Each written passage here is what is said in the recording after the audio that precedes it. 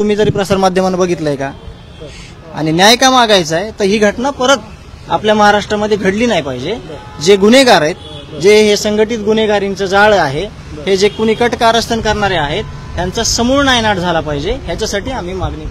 देशमुख साहेब, जो याचिकेचा विषय आहे, तुमचा जो व्हिडिओ जो व्हायरल होतोय, त्या वकिलाशी तुमची यापूर्वी ओळख आहे का, किंवा त्या संबंधित काही बोलणं झालं होतं का तुमचं? हे आपलं जे प्रकरण झालं, जी माझ्या भावाची हत्या झाली, जे हत्या घडून आणली, त्याच्यानंतर लाखो लोक तिथं माझं सांत्वन करायला, माझ्या म्हणजे मला कुठेतरी दुःखात सहभागी व्हायला येत राहत होते. आणि ते एक वकील आहेत, वकिलांनी माझ्यासोबत चर्चा केली की आपण एक याचिका दाखल करू जेणेकरून कुठला दबाव आपल्यावर येणार नाही. तर आम्ही पण त्यांच्याशी सहमत झालो, पण आम्ही बोललो की थोडं थांबा, पिटिशन दाखल, याचिका दाखल करण्याच्या अगोदर हे माझे साडू आहेत, तर त्यांना मी सांगितलं की ह्यांना विश्वासात घ्या, ह्यांना सांगा आणि दाखल करा. त्यांनी तसं न करता त्यांनी डायरेक्ट दाखल केलं. म्हणून आम्ही त्यांना म्हणलो की कारण त्याच्यातले मुद्दे माहीत नाहीत आपल्याला, आणि आपला पहिलं पण बोललो मी तुम्हाला की आपला मुद्दा काय, मेन आपल्याला न्याय पाहिजे. मग कुठल्या मार्गाने मिळणार आहे?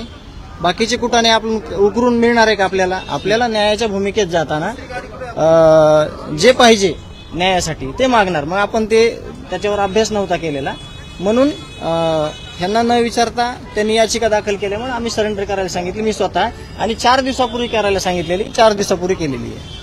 जरी राजकारण होते का सगळ्या याच्यावर ज्या प्रकारे आरोप प्रत्यारोप होत आहेत न्याय मिळण्यापेक्षा? मी सांगतो तुम्हाला, जे संतोष देशमुख एक माणूस म्हणून ज्या ठिकाणी आले सगळे लोक, राजकीय, सामाजिक, सगळ्या संघटनातले, तर तिथं त्या ठिकाणी एक माणूस म्हणून संतोष देशमुखकडे आलेले लोक आहेत ना, त्यांनी अजिबात कुठलं राजकारण केलं नाही. त्याचं कारण असं की हत्या अशा म्हणजे हत्या ही अशी भयानक आहे, घटनेला 1 महिना झालं, थोडाही म्हणजे सगळे जे सुन्न झालेले गाव, परिसर आणि आपले सगळे लोक, तर ते इतकी भयानक आहे की म्हणजे जर कुठं चालू असेल प्रसार माध्यमांतर डेअरिंग नाही होत माझी ते बघायची कुठंतरी की ते कसं झालेलं आहे. खूप चुकीच्या पद्धतीनं ते झालेलं आहे आणि ह्याच्यात सगळे न्यायाच्या भूमिकेत आहेत आणि सगळे न्याय मागतायत. येताना गाडीला अपघात झालेला आहे, काय नेमकं? टोल नाक्यावर आम्ही थोडी स्पीड जास्त होती तिथं, म्हणजे स्पीड जास्त म्हणजे 50-60ची असेल, ते टेक्निकल काही इश्यू असेल ह्याचा, त्याच्यामुळे झालेलं, बाकी दुसरं काही नाही. अपेक्षा पण व्यक्त केलेल्या आहेत आपण पहिल्या दिवशीपासून की त्यांनी आम्हाला विश्वस्त पण केलेलं आहे, अधिवेशनात पण सांगितलेलं आहे की कोणी असलं तरी सोडणार नाही. तर ह्याच अपेक्षा आहेत की पुढं पण आम्हाला न्याय मिळेपर्यंत सगळे तुम्ही सोबत राहिलं पाहिजे.